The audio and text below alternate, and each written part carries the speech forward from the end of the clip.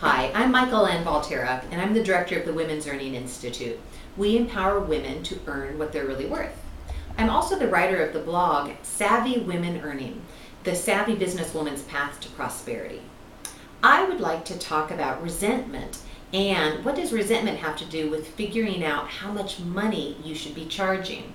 It sounds funny when I say I want you to get in touch with resentment, but let me tell you a story so that you can see how getting in touch with resentment can really help you.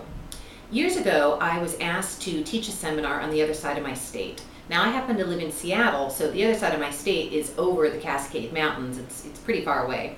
And the question came up, how much money would I charge?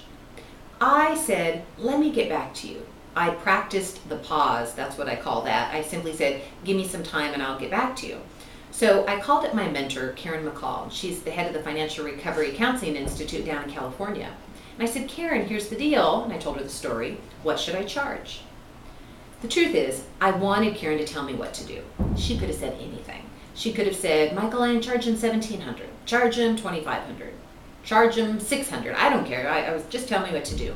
She wouldn't do it. And I was, truth be told, a little irritated. But instead, this is what Karen said.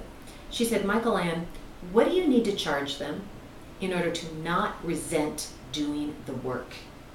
What do you need to charge them in order to not resent doing the work? This was a deep question, and I really thought about it. I had a small baby at the time, family. As I said, this was far out of Seattle. It's a 6-hour drive if you're driving.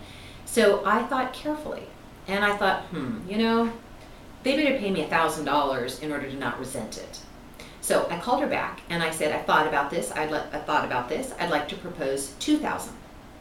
And the woman said, okay. Now, that's a happy ending, and of course I did think, oh, what could I have charged her? But it was great. It was far above my resentment number.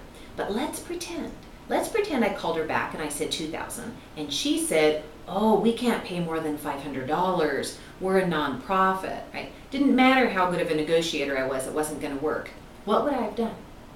I would have walked away. Why? Because I would have resented doing it for $500. Remember, my resentment number in that scenario was $1,000.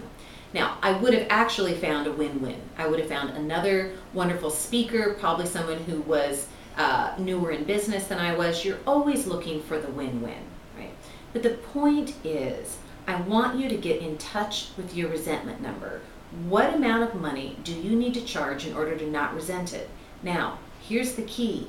Keep this secret. Don't tell anyone what your resentment number is. Remember, mine was $1,000 and I said $2,000.